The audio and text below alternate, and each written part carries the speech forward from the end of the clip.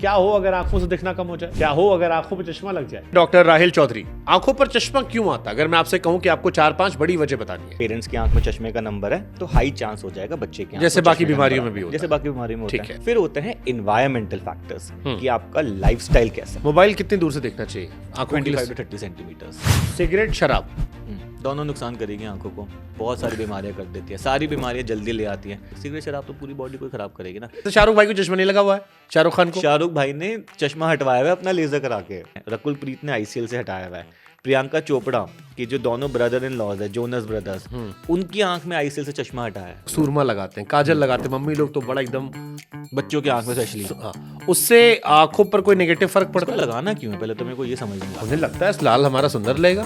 तो सुंदरता के लिए लगा रहे हो, वैसे जो आंख में सत्यानाश बुरी हो जाएगा। बुरी नजर से बचा रही होंगी। कॉन्टैक्ट लेंस कितने सेफ होते हैं? रोज रोज पहन रहे हो ना कॉन्टैक्ट लेंस, उससे आंखों का सत्यानाश हो जाएगा। लेसिक सर्जरी का सबसे बड़ा मिथ क्या है? लोगों को लगता है कि एक बार लेसिक सर्जरी कराओ तो अभी के लिए तो चश्मा हट गया, लेकिन वो दोबारा वापस आ जाएगा। देखिए, कोई भी आप ऑपरेशन करा लीजिए, मान लीजिए लेजर वाला ऑपरेशन करा लिया, लेंस वाला ऑपरेशन करा लिया, 15 से 20 दिन बाद एक तरह से आपने भूल जाना है कि मेरा कोई ऑपरेशन हुआ था। आंखों का ख्याल सबसे ज्यादा कैसे रख सकते हैं? हमारी आंखों में आंसू हैं जो हमारी आंखों को धो देते हैं। आपकी आंखें खराब हो रही हैं, आपको डॉक्टर से कंसल्ट करना चाहिए।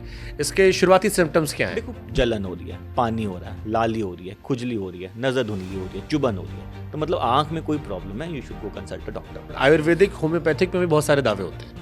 फिर से मैं कोट करके वो दावे ही हैं सारे। मतलब मैंने तो आज तक एक भी पेशेंट देखा जिसका आयुर्वेद होम्योपैथी से चश्मा हट गया हो। सोने से फर्क पड़ता है? कम सोते हो तो भी आंखों पर असर आएगा? बहुत अनलाइकली, चश्मे के नंबर पे फर्क नहीं पड़ता। बाबा रामदेव अक्सर कहते हैं, दावा ठोकते हैं कि ये खाओ, ये पहनो, ये करो, ये रगड़ो, ऐसा करो, उससे आंखें की पावर रिवर्स हो जाएगी। नहीं, बाबा रामदेव को तो पब्लिकली अपोलोजाइज करना पड़ गया सब चीजों के लिए। जो ये चलता है कि आंखों में ये विटामिन लो, इससे आंखें बेहतर हो जाएंगी, ऐसे ये वाला ऑयल, फिश ऑयल खाओ पियो तो इससे बेहतर हो जाएगी। यूट्यूब, सोशल मीडिया पे ये सब चीजें भरी हुई हैं। जिसकी आंख में चश्मे का नंबर है, सब ट्राई करके देख लो। अगर किसी का हट जाता है तो मुझे आके बता देना।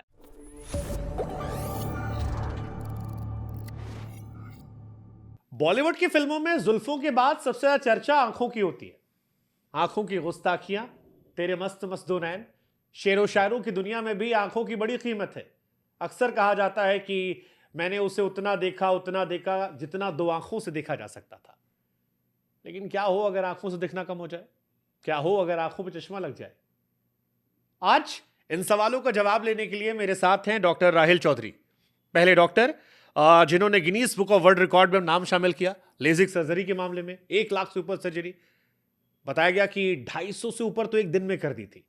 डॉक्टर साहब, आपने कैसे किया हमें पता नहीं, लेकिन सवाल हमारा पहला तो यही है कि चश्मा क्यों आ जाता है? मतलब भगवान ने बनाया था बढ़िया सुंदर मुंदर, फिर ये जबरदस्ती चश्मा- आंखों के सामने एक फ्रेम लगाना पड़ रहा है। फिर वो बैटरी लग गई।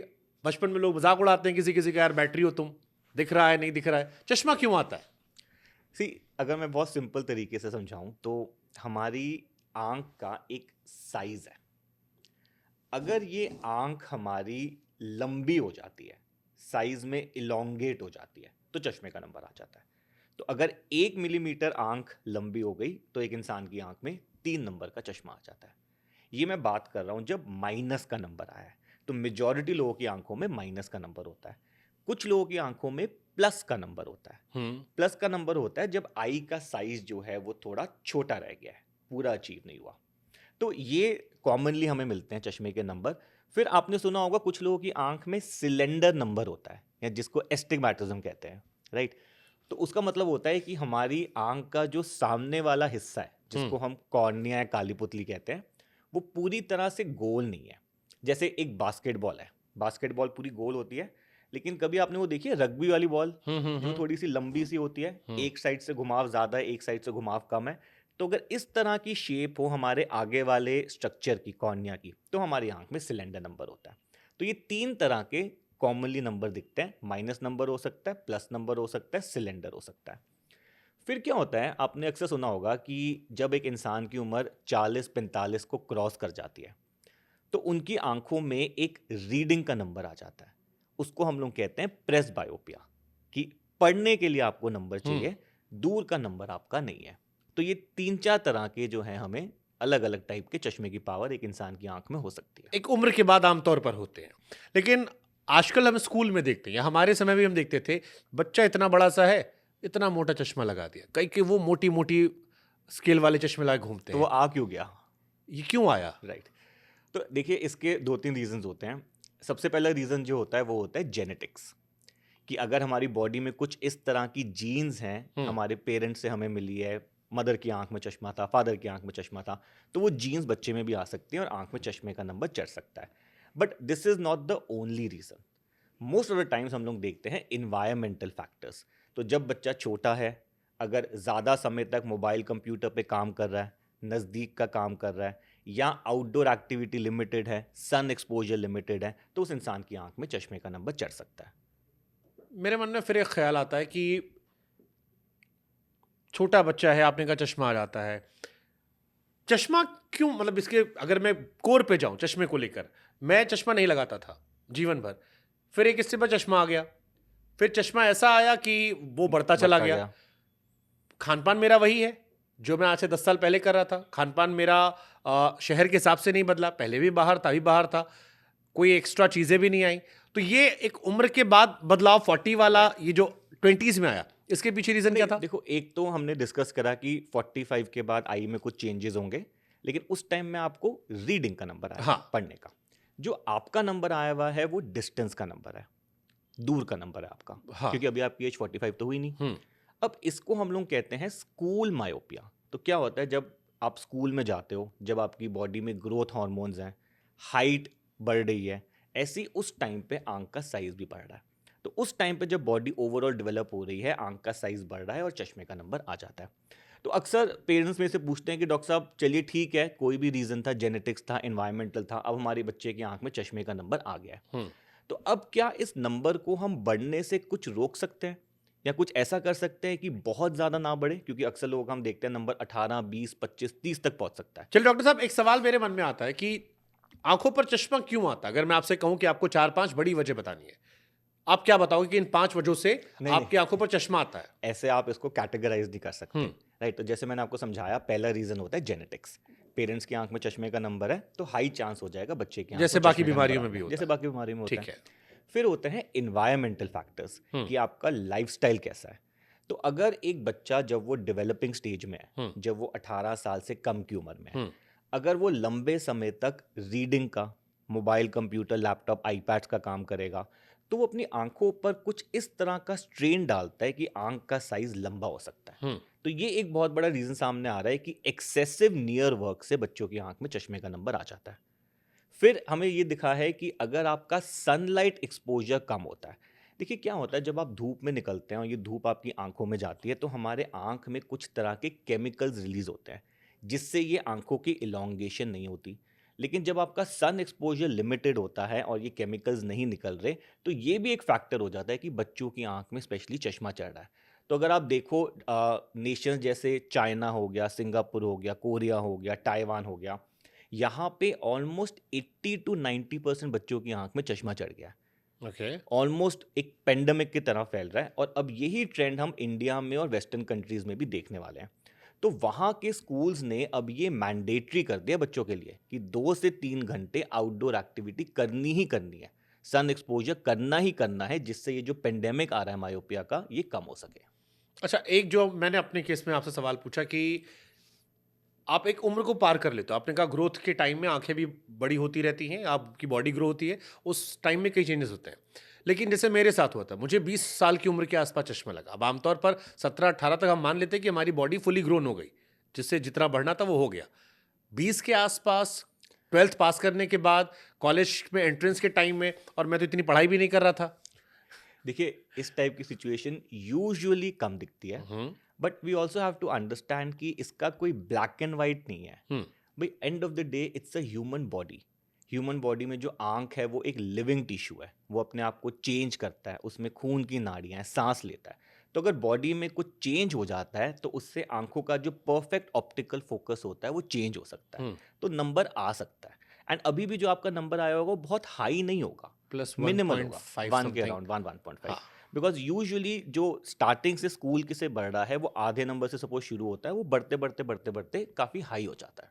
चश्मा, अगर हमें लेजर सर्जरी ना करवानी हो, लेजिक सर्जरीज, क्या रिवर्स हो सकता है? जैसे आयुर्वेदिक में कई बार बाबा रामदेव अक्सर कहते हैं, दावा ठोकते हैं कि ये खाओ, ये पहनो, ये करो, ये रगड़ो, ऐसा करो, उससे आंखें की पावर रिवर्स हो जाएगी। नहीं, बाबा रामदेव को तो पब्लिकली अपोलोजाइज करना पड़ गया है सब चीज़ों के लिए। But see, understand again, let us talk scientifically. See, चश्मे का नंबर क्यों आया? आंख के साइज के बड़े होने से। अब ऐसी कोई दवाई नहीं है या कोई ऐसी एक्सरसाइज नहीं है, कोई ऐसा आयुर्वेदा या होम्योपैथी नहीं है जो इस आंख के साइज को छोटा करते। भाई हाइट बढ़ सकती है, दवाई देके आप हाइट को कम तो कर नहीं सकते। अगर मेरी हाइट 6 फुट हो गई और मेरे को उसको 5 फुट करना है तो मुझे पैर को काटना पड़ेगा। सिमिलरली अगर आंख का साइज बड़ा हो गया है और चश्मे का नंबर चढ़ गया है, अब आपको चश्मा हटाना है तो सिर्फ एक सर्जरी से हट सकता है ये चश्मा। और कोई तरीका ऐसी नहीं है। दुनिया की आज की डेट में कोई दवाई नहीं है, कोई ड्रॉप नहीं है, कोई गोली नहीं है, कोई आयुर्वेदा नहीं है, कोई जड़ी बूटी नहीं है, कोई योगा नहीं है, कोई एक्सरसाइज नहीं है जो इस साइज को छोटा कर सकता है, चश्मे का तो नंबर जो हटा ये सकता है। चलता है कि आंखों में ये ड्रॉप डालो, रिलीफ होगा, ये विटामिन लो, इससे आंखें बेहतर हो जाएंगी, ऐसे ये वाला बहुत ऑयल, फिश ऑयल खाओ, पियो तो इससे बेहतर हो जाएगा, ऐसे बहुत ये फील सारे, गुड फैक्टर है केवल? सिर्फ फील गुड मान लो, मिथ्स मान लो, मिसलीडिंग चीजें मान लो, यूट्यूब सोशल मीडिया पे ये सब चीजें भरी हुई हैं। जिसकी आंख में चश्मे का नंबर है सब ट्राई करके देख लो, अगर किसी का हट जाता है तो मुझे आके बता देना। एंड ऑफ द डे चश्मा हटाने का तरीका सिर्फ एक ही है, ऑपरेशन। ये भरोसा देखिए हम इसलिए कर सकते हैं कि डॉक्टर साहब ने 1 लाख सर्जरी की है। अब डॉक्टर साहब 1 लाख सर्जरी मतलब नंबर बहुत बड़ा है। मुझसे एक डॉक्टर ने कहा था 30,000 हार्ट ओपन किया है, मैं तभी गिनती गिन रहा था उंगली पर। और उस डॉक्टर की एज होगी फिर 60-65। He was 75। या आप मस्ट बी अराउंड 35-40। या सो मेरे मन में डाउट आता है कि यार 1 लाख लेसिक सर्जरी कैसे कर डाली आपने? बिकॉज लेसिक सर्जरी जो है ये 5 से 10 मिनट का ऑपरेशन है। हम्म। एंड ये एक्चुअली सिर्फ एक नाम का ऑपरेशन है। इन ऑपरेशंस में आजकल कोई दर्द नहीं है, कोई इंजेक्शन नहीं है, कोई टांका, ब्लेड, कट, पट्टी, हॉस्पिटलाइजेशन कुछ नहीं होता। पेशेंट एक मशीन पे लेटा है, 10 सेकंड के लिए आंख में लेज़र डालते हैं, अगले दिन सुबह सो के उठता चश्मा हट चुका होता है, 3-4 दिन का परहेज रहता है, फिर अपने काम पे लग जाओ। तो surgery duration is actually 5 minutes. तो एक दिन में हम लोग 50 से 60 पेशेंट्स का ऑपरेशन कर पाते हैं। और आपने मैक्सिमम एक दिन में 250 सर्जरी की? एक दिन में 250 करे, सो that is possible because of short duration surgery ना। अच्छा, वो जो 250 हो गई वो मैंने अकेले ने नहीं करी, we had a team of 6 doctors and 3 machines. एक बंदे के लिए 250 करना तो ऑफ कोर्स इज इम्पॉसिबल। फिर भी लोगों को लग रहा होगा टेम्पल रन वाला हिसाब किताब है। कुछ कुछ कह सकते हो। कि यहाँ से गए, सट से वहाँ किया, वहाँ किया। It is actually like that. 5-5 minute में सर्जरीज होती है, so it's not a very long duration surgery. जैसे हार्ट सर्जरीज में तो घंटे लग जाते हैं करने में, कभी कभी 24 घंटे लग जाते हैं, just a 5 minute job. But do and don't भी तो होते होंगे ना लेजिक एक्चुअली सर्जरीज के? डू एंड डोंट भी तो होते होंगे ना कि या हर व्यक्ति को अलाउड है, कोई व्यक्ति किसी भी उम्र में कर सकता है? नहीं, देखिए उम्र का इसमें ऐसा कोई बैरियर नहीं है। हाँ। वी से कि मिनिमम एज 18 होनी चाहिए, मैक्सिमम एज लिमिट कोई नहीं है। तो अभी अभी एक 75 ईयर ओल्ड लेडी का मैंने चश्मा हटाया था लेजर टेक्नोलॉजी से। बट द क्वेश्चन इज कि पोस्ट ऑप रिकवरी कितनी फास्ट है। तो देखिए अभी जो हम बात कर रहे हैं ना, we are talking about old technology, LASIK. LASIK अब एक तरह से ऑब्सोलीट हो गया है। अब लेसिक के बाद एक कॉन्ट्यूरा करके टेक्नोलॉजी आई, फिर सिल्क करके टेक्नोलॉजी आई, और अब जो लेटेस्ट आ गया that is the WaveLight plus technology. So जैसे जैसे हम टेक्नोलॉजी में एडवांस कर रहे हैं, हमारी क्वालिटी बेटर हो रही है, सेफ्टी बेटर हो रही है, एंड रिकवरी बहुत फास्ट हो रही है। So now the recovery is almost instant. So we say कि आज आपने कराया, कल आपका चश्मा हट गया, वैसे तो परसों से आप अपने काम भी शुरू कर सकते हो। But because we are in India, हमारा ट्रॉपिकल क्लाइमेट है, थोड़ा सा कंटामिनेटेड एयर है, कंटामिनेटेड वाटर है, तो हम पेशेंट को बोलते हैं 3 दिन थोड़ा सा रिलैक्स हो जाओ, 3 दिन थोड़ा सा घर के अंदर रह लो, आंख में धूल मिट्टी वगैरह ना जाए, थोड़ा सा गले के नीचे नहा लो, पानी ना जाए, थोड़ा सा मोबाइल कंप्यूटर अभी के लिए कम रख लो, 2 से 3 घंटे, क्योंकि नया सिस्टम बनाया आंखों का भी, आइज अडेप्ट हो रही है। 3-4 दिन में आप नॉर्मल हो गए, now you are back to everything and anything.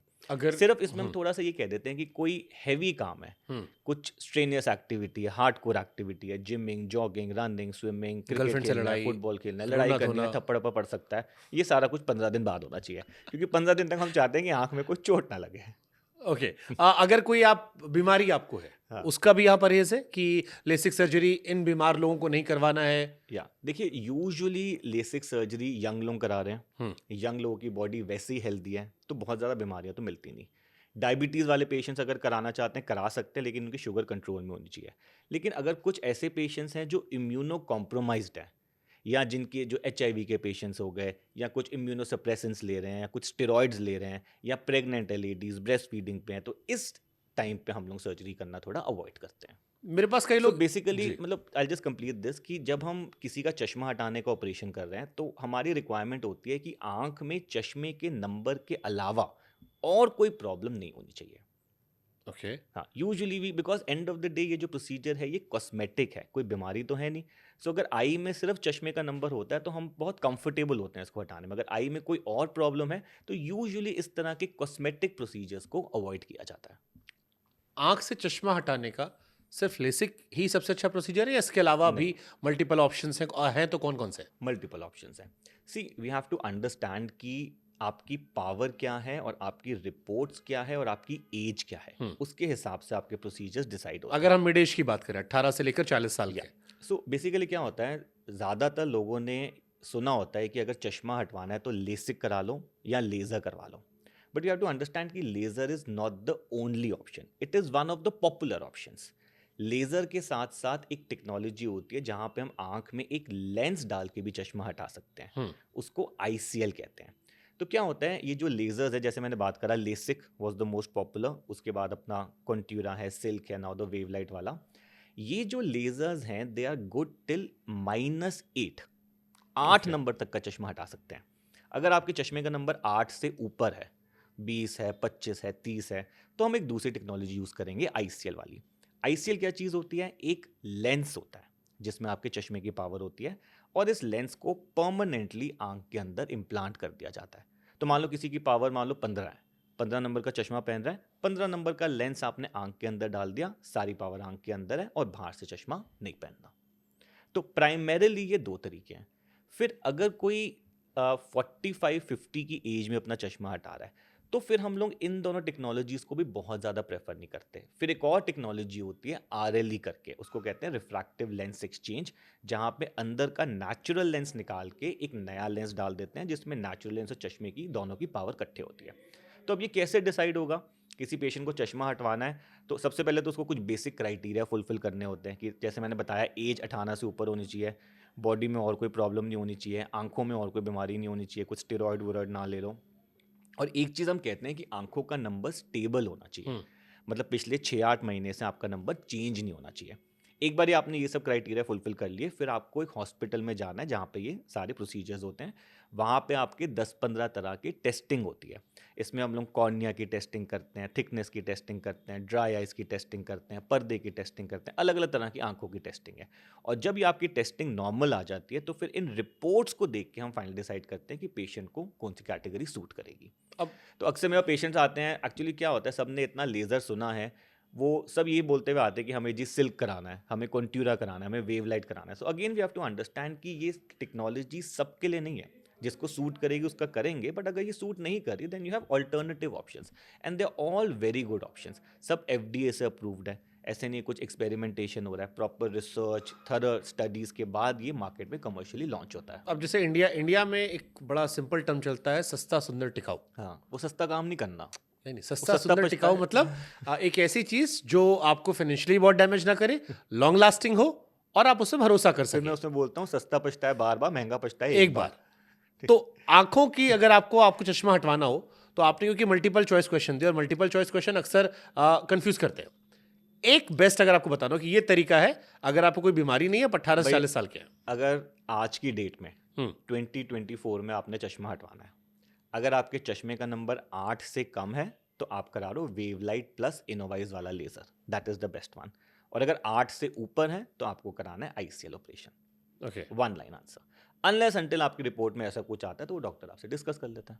ठीक है। और जो ये लेंस लगाते हैं लोग अक्सर आंखों में, या आपने कहा कि आप ऑपरेशन के थ्रू भी कर देते हैं, इसके कोई अलग इफेक्ट्स होते हैं? कॉन्टैक्ट लेंस के? हाँ, कॉन्टैक्ट लेंस के, या जो आपने बाकी भी आपने टेक्निक्स हमें बताई कि अगर 18 से ऊपर है आपने इंसर्ट कर दिया तो उसके प्रिकॉशंस अलग होते हैं या आप नहीं, एक नॉर्मल जिंदगी की तरह रहेगा? Absolutely not. देखिए, कोई भी आप ऑपरेशन करा लीजिए, मान लीजिए लेजर वाला ऑपरेशन करा लिया, लेंस वाला ऑपरेशन करा लिया, 15 से 20 दिन बाद एक तरह से आपने भूल जाना है कि मेरा कोई ऑपरेशन हुआ था। फिर कल को हाथ लग गया, बॉल लग गया, पंच लग गया, उंगली लग गई, खुजला लिया, मल लिया, रगड़ लिया, एडवेंचर कर रहे हो, अंडर वाटर जा रहे हो, स्काई डाइव कर रहे हो, क्रिकेट खेल रहे हो, फुटबॉल खेल रहे हो, चोट लग गई, उससे कोई फर्क नहीं पड़ता। Okay so after 20-25 days forget operation हुआ था and just live like a normal person. Okay, यानी शुरू में 10-15 दिन तक थोड़ा सा आपको ध्यान एहतियात रखना बरतना है। बिकॉज अभी आपकी आंखें हील हो रही हैं, हाँ, अभी सारे जो हमने सर्जरी करी है उसको बॉडी हील करके सब कुछ सेट करेगी, तो उस टाइम पे हम चाहते हैं कि आंख में कोई चोट वगैरह ज़्यादा ना लगे। लेसिक सर्जरी का सबसे बड़ा मिथ क्या है? लेसिक सर्जरी का सबसे बड़ा मिथ है कि लोगों को लगता है कि एक बार लेसिक सर्जरी कराओ तो अभी के लिए तो चश्मा हट गया, लेकिन वो दोबारा वापस आ जाएगा। हाँ। राइट, तो ये हमें ना बहुत ज़रूरी है क्लियर करना। सी देखिए क्या होता है, इसमें दो चीज़ें होती हैं। सबसे पहले तो हमें ये समझना है कि हर इंसान की आंख में, जैसे हम डिस्कस कर रहे थे, 40-45 की एज के बाद एक रीडिंग का नंबर आएगा।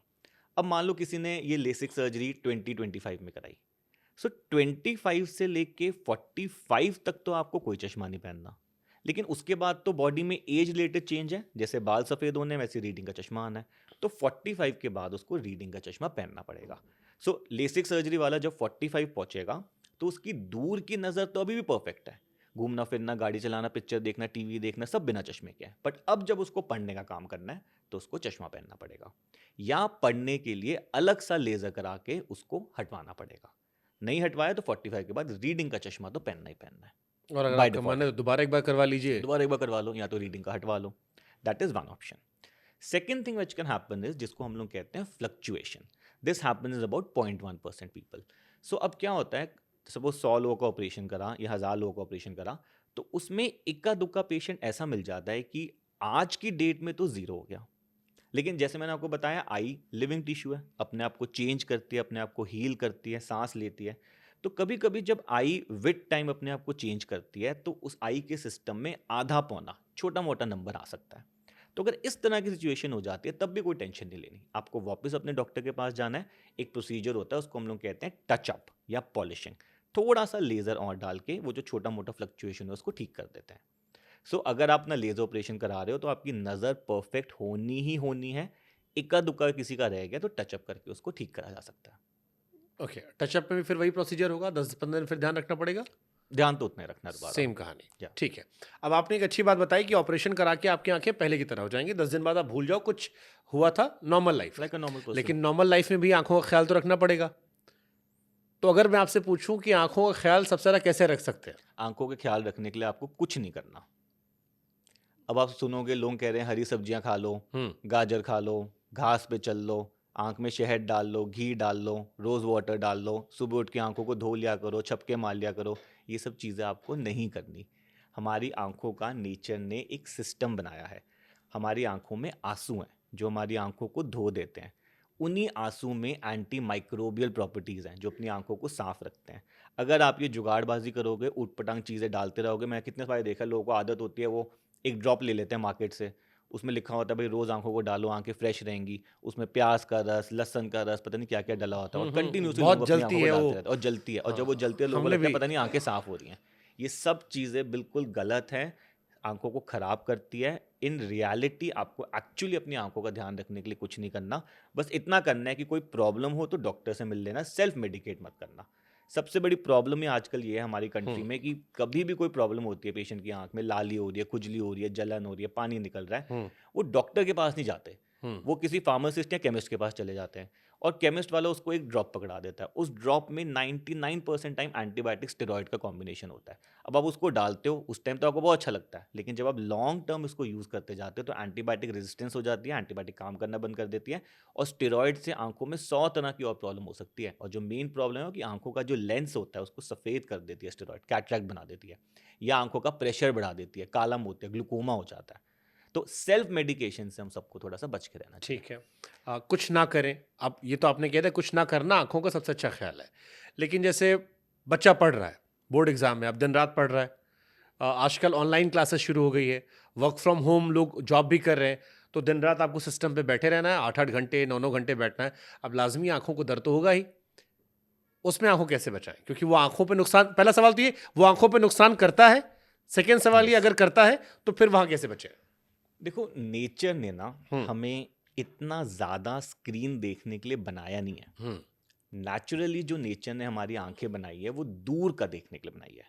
जब भी हम दूर देखते हैं तो हमारी आंखों की मसल्स रिलैक्स्ड होती हैं, और जब भी आप पास का देखते हो तो हमें आंखों की मसल्स पे जोर डालना पड़ता है ताकि दोनों आंखें अंदर की तरफ मुड़े और हम पढ़ सकें। अब आप सोचो एक बच्चा जिसकी आंखें, या नॉर्मली जो नेचर ने आंखें दूर के लिए बनाई है, अब 12 घंटे उसने अपनी आंखों को मोड़ के स्क्रीन पे देखना है। अब मसल्स तो रेडी है नहीं, अब एक तरह से आप ये मानो कि जैसे मैंने इसको पकड़ लिया ऐसे, हम्म। अब अभी तो सब कुछ नॉर्मल है, लेकिन कुछ टाइम बाद मेरा हाथ थक जाएगा, बिकॉज मेरा हाथ तो डिजाइन है नहीं इसको इतने जाहिर सी घंटे बात है। पकड़ने के लिए। हाथ थक जाएगा तो दर्द होएगा। सेम विद योर आइज, जब आप लंबे समय तक स्क्रीन पे देख रहे हो और आपकी आंखें अंदर की तरफ मुड़ी हुई है, मसल्स यूज हो रही हैं, तो एक टाइम के बाद वो मसल थक जाएंगी। जब वो मसल थक जाएंगी तो मसल आंखों को मोड़ना छोड़ देगी, उनमें दर्द होना शुरू हो जाएगा और डबल विजन होना या ब्लर विजन होना शुरू हो जाता है। तो सबसे पहले तो इतने लंबे घंटे कंटिन्यू स्क्रीन पे नहीं बैठना। इसमें हम लोग रिकमेंड करते हैं एक एक्टिविटी जिसको हम कहते हैं 20-20-20, कि हर 20 मिनट में 20 सेकंड का ब्रेक ले लो और 20 मीटर दूर या 20 फुट दूर देखो, थोड़ा सा डिस्टेंस में, जिससे आंखें आपकी रिलैक्स हो जाए। अगर इसमें भी आपको रिलैक्सेशन नहीं मिल रही तो हम थोड़ा सा सजेस्ट करते हैं कि आंखों में लुब्रिकेटिंग ड्रॉप्स डालना चाहिए। आजकल मार्केट में रिफ्रेश टीयर्स टीजी करके अवेलेबल है। देखो क्या होता है, जब आप स्क्रीन पे लंबे समय तक काम कर रहे हो ना, एक तो आपकी मसल्स यूज हो रही हैं, वो थक रही हैं। साथ ही साथ क्या होता है कि हमारी आंखों का एक ब्लिंक रेट होता है, झपकने का रेट। तो एक नॉर्मल इंसान जो है वो 1 मिनट में करीब 15-16 बार ब्लिंक करता है। पर जब आप स्क्रीन पे होते हो तो वो आपका ब्लिंक रेट कम हो जाता है, 4 से 6 बार हो जाता है। अब जब आपकी आंखें ब्लिंक नहीं हो रही तो जो आंसू आ रहे हैं आंख में प्रॉपरली फैल नहीं रहे तो आंखों में ड्राइनेस होती है और ये प्रॉब्लम और बढ़ जाती है। तो आप देखेंगे जो लंबे समय तक स्क्रीन पे काम कर रहे हैं वो अक्सर कहते रहते हैं आंखें सूखी हुई लगती हैं, टायर्ड लगती हैं, लाली हो जाती है, जलन लगती है, चुभन लगती है। वो इसलिए हो रहा है क्योंकि आप ब्लिंक कम कर रहे हो और आंखों में ड्राइनेस आ रही है। तो हम रिकमेंड करते हैं कि लुब्रिकेटिंग ड्रॉप्स डालो। इससे भी फायदा नहीं मिल रहा, अब आपको अपने डॉक्टर से जाके मिलना है, क्योंकि अब आपकी आंखों में कुछ ऐसी प्रॉब्लम है जिसको जब तक प्रॉपरली एग्जामिन करके ट्रीट नहीं करेंगे तब तक आपका कंफर्ट लेवल नहीं आएगा। कुछ लोग ये 0 नंबर का और ब्लू लाइट फिल्टर चश्मे पहन लेते हैं। उनको ऐसा लगता है कि इसको पहन के आंखों का स्ट्रेन नहीं लगेगा, कंप्यूटर कंफर्ट हो जाएगा। ये मैं बता दूं, ये मिथ है। ब्लू लाइट फिल्टर या 0 नंबर का एंटी ग्लेयर आई कंफर्ट या आंखों के स्ट्रेन बचाने में इसका कोई रोल नहीं है। अब जैसे मैं स्पेक्स लगाता हूँ, मैं स्पेक्स में जब स्पेक्स ग्लासेस लेता हूँ उसमें भी आता ब्लू कोटिंग वाला। अगर आप ब्लू कोटिंग ले लेते हो तो ऐसा कोई मेजर हार्म नहीं है, लेकिन ऐसा कोई मेजर फायदा भी नहीं है। नहीं, बट उनके तो प्राइजेस में ज़मीन आसमान का फ़र्क होता है। वो कहते हैं इसका फ़र्क आपकी आंखों पर भी रहेगा, आपका चश्मा का नंबर बढ़ेगा नहीं। ओके। इज इट ट्रू कि नॉर्मल स्पेक्स या ब्लू कोटिंग में चश्मे का नंबर नहीं बढ़ेगा? अच्छा, पहले मैं ये बता दूं कि अगर एक इंसान की उम्र 18 से कम है हम्म। और वो लंबे समय तक स्क्रीन पे है, हम्म। तो अब आप जो मर्जी चश्मा पहन लो, ब्लू लाइट वाला पहन लो, ग्रे वो पहन लो, ग्लेयर वाला पहन लो, 0 नंबर पहन लो, जो मर्जी कोटिंग लगा लो, नंबर बढ़ जाएगा। ओके। और अगर आपकी उम्र 18-20 साल के ऊपर हो गई है, बॉडी पूरी डेवलप हो गई है, नंबर स्टेबल हो गया है, अब आप 24 घंटे भी बैठे रहो कंप्यूटर पे, नंबर नहीं बढ़ने वाला। अब आप जो कंप्यूटर में ज़्यादा देर तक बैठोगे तो आई स्ट्रेन आएगा, डिजिटल आई स्ट्रेन, नंबर नहीं बढ़ने वाला आपका। सो ब्लू लाइट फिल्टर का in reality there is no advantage. Okay. सच बात है, ये मार्केटिंग गिमिक काफ़ी है ये, नुकसान करवाने वाले काफ़ी लोगों का आप। लेंस कार्ड का। ओके। एक कॉमन क्वेश्चन लोगों ने मुझसे कहा था पूछेगा, शहरों में लोगों को ज़्यादा आंखों की प्रॉब्लम होती है, शहरों में पोल्यूशन ज़्यादा होता है ना। गांव देहात में लोग जो है उनकी आंखें काफी हद तक ठीक होती है। वो कहते हैं कि हमारी आंखें चल रही हैं। केवल वही अखबार पढ़ने वाला होता है कि लगा के देख लिया अखबार पढ़ने क्लोज का, वो भी एक उम्र के बाद। यार देखो, आंखों की बहुत सारी प्रॉब्लम्स ना लाइफस्टाइल रिलेटेड भी हैं। अब आप शहर में रहोगे जहाँ पे पोल्यूशन ज़्यादा है, डस्ट ज़्यादा है, उससे आपकी आंख में एलर्जिक प्रॉब्लम ज़्यादा होंगी, ड्राई आई की प्रॉब्लम ज़्यादा होगी। शहर में रहते रहे लोगों को डायबिटीज़ की प्रॉब्लम ज़्यादा है, हाइपरटेंशन की प्रॉब्लम ज़्यादा है। इन प्रॉब्लम का भी असर आपकी आंखों में आता है। इनफैक्ट डायबिटीज़ का तो एक बहुत ही खतरनाक असर आता है जिसको हम कहते हैं डायबिटिक रेटिनोपैथी। पर्दे में खून आ जाता है, सूजन आ जाती है और इंसान की नज़र खराब हो जाती है। इनफैक्ट अमेरिकन नेशंस में अगर आप देखो तो diabetic retinopathy is the first cause of blindness. India में नहीं है, इंडिया में कैटरैक्ट है, लेकिन अमेरिकन नेशंस में डायबिटिक रेटिनोपैथी है। तो ये लाइफस्टाइल रिलेटेड चेंजेस भी आंखों को काफ़ी स्पॉइल करती है। फिर शहरों में अक्सर हम देखते हैं कि शहरों में लोग ओवर स्मार्ट बनने की कोशिश करते हैं, कंसल्टेशंस कम लेते हैं, सेल्फ प्रिस्क्रिप्शन कर लेते हैं, मार्केट से दवाई ले लेते हैं, इधर उधर फ्रेंड्स की बात सुन ली, भाई तेरे को भी ये प्रॉब्लम हुई थी, तूने कौन सी दवाई डाली, मुझे भी ये दे दे। इन सब चीज़ों से भी प्रॉब्लम बढ़ती है। ओके। डायबिटिक्स का आपने जिक्र किया, डायबिटिक्स से थोड़ा समझा दो, क्या आंखों पर फर्क पड़ता है और कैसे इसे मैनेज कर सकते हैं? भाई देखो, डायबिटीज़ एक ऐसी प्रॉब्लम है जो पूरी बॉडी को ख़राब करेगी। हाँ। किडनी में भी असर आएगा आपका, तो आपके उसमें अपने एक्सट्रीमिटीज़ में असर आता है, न्यूरोपैथीज़ होती हैं। ऐसी आंख में भी डायबिटीज़ एक प्रॉब्लम करती है, उसको कहते हैं डायबिटिक रेटिनोपैथी। शुगर का असर आपके पर्दे पे आ जाता है, उसकी वजह से पर्दे में खून और सूजन आ जाती है, और अगर आपका उसने टाइमली इलाज नहीं कराया तो ये एक ब्लाइंडिंग कॉम्प्लिकेशन बन जाती है। तो जिसको भी डायबिटीज़ है उसको तो हम स्पेशली रिकमेंड करते हैं कि साल में एक बार अपने आंखों का चेकअप, स्पेशली पर्दे का चेकअप तो ज़रूर कराना है, क्योंकि इतने माइन्यूट साइंस होते हैं उसके। अगर टाइम से आपने नहीं पकड़े और टाइम से आपका इलाज नहीं हुआ तो आपका डैमेज परमानेंट भी हो सकता है। शुरुआती सिम्टम्स क्या होते हैं? आपकी आंखें खराब हो रही है, अगर ये एक्चुअली समझना हो। शुरुआती सिम्टम्स डायबिटिक रेटिनोपैथी में आते नहीं है। नहीं, मैं जनरल अगर पूछूं आपसे कि आपकी आंखें खराब हो रही हैं, आपको डॉक्टर से कंसल्ट करना चाहिए, इसके शुरुआती सिम्टम्स क्या हैं? देखो कुछ या भी आपको स्पेक्स लगने वाला है? नहीं, स्पेक्स लगने का शुरुआती सिम्टम तो कुछ नहीं है, स्पेक्स आ जाएगा तो विजन आपकी ब्लर हो जाएगी। लेकिन कभी भी आपको ऐसा लगे कि आपकी आंखें नॉर्मल नहीं है, भाई जलन हो रही है, पानी हो रहा है, लाली हो रही है, खुजली हो रही है, नज़र धुंधली हो रही है, चुभन हो रही है, तो मतलब आंख में कोई प्रॉब्लम है, you should go consult a doctor. भाई एक नॉर्मल फीलिंग होती है ना, यू गेट टू नो कि मेरी आंखें नॉर्मल है। भाई जब बुखार होता है, टायर्डनेस होती है, तो आपको पता लग जाता है ना कि भाई समथिंग इज नॉट राइट। ऐसी आंखों में कोई प्रॉब्लम होगी तो आपको आंखों में सिम्टम्स आने शुरू हो जाएंगे, तो you go C a doctor. फिर भी हम लोग ना कभी कभी ऐसा होता है कि कुछ टाइम पे हम कहते हैं कि एक एक इंसान को मैंडेटरी अपना चेकअप करा लेना चाहिए। सी अदरवाइज भी से कि आपकी बॉडी का चेकअप साल में एक बार होना चाहिए, ऐसे हम कहते हैं आंखों का भी चेकअप साल में एक बार होना चाहिए। बट कोई आता तो है नहीं, जब तक कोई प्रॉब्लम नहीं होती तब तक कोई नहीं आएगा। सो वी से कि कुछ माइलस्टोन्स हैं, एटलीस्ट इस टाइम पे अपना चेकअप करा लो, क्योंकि कुछ ऐसी बीमारियां हैं जिनके सिम्टम्स वगैरह नहीं होते, और अगर टाइमली उनको डायग्नोज नहीं करा तो आगे जाके प्रॉब्लम करती है। तो सबसे पहले हम कहते हैं कि जब बच्चा पैदा हुआ है, बिल्कुल नवजात शिशु है, तब एक बार आंखों का थरो चेकअप होना ज़रूरी है।